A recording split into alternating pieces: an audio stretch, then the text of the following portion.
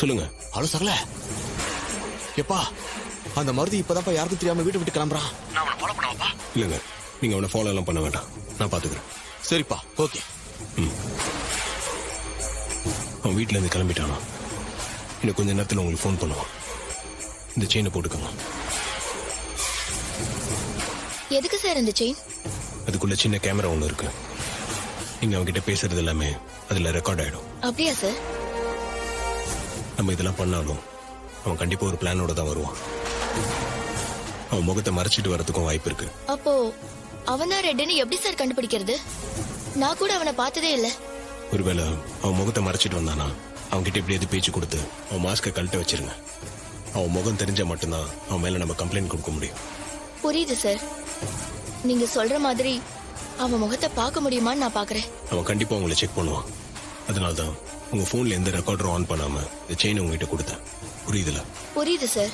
என்னோட சேஃப்டிக்காக இவ்வளவு யோசிக்கிறீங்க. இன்னைக்கு கண்டிப்பா அவன் முகத்தை பாத்துடலாம். பாக்குறதோட இல்லாம ரெக்கார்ட் பண்ணி அவனை உள்ள தள்ளிடலாம் சார். நீங்க அவன்கிட்ட கரெக்டா பேசினா மட்டும் போதும். நான் இங்க பக்கத்திலேயே தாங்க இருப்பேன். அவனை பிடிக்கிறது எனக்கு எவ்வளவு முக்கியமோ அதை விட முக்கியம் உங்க அப்பா கிட்ட நான் கொடுத்த வார்த்தை. ஓகே சார், நீங்க சொல்ற மாதிரியே நான் பேசுறேன்.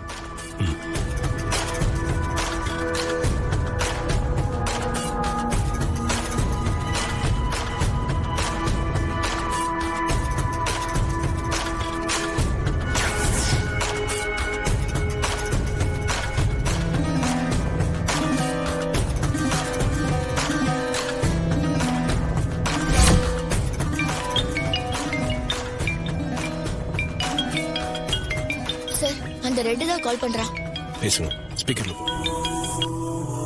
ஹலோ. இன்னும் 30 நிமிஷத்துக்குள்ள நான் சொன்ன ஆர்எஸ் குடோனுக்கு வந்துரு. ஓவர் புத்திசாலித்தனம் பண்ணி கூட யாரையாச்சும் கூட்டிட்டு வந்த நீ பணத்தை வாங்குறதுக்கு முன்னாடி உன் பணம் தான் அங்க விழும். ஞாபகம் வச்சுக்க. அவன் சொன்ன இடம் எனக்கு தெரியுங்க. நம்ம அங்க 10 நிமிஷத்துல போயிடலாம். நான் சொன்னது எல்லாத்தையும் ஞாபகம் வச்சுக்கோங்க. நீங்க பயப்படாம அவன்கிட்ட பேசுங்க. சரிங்க சார். வாங்க.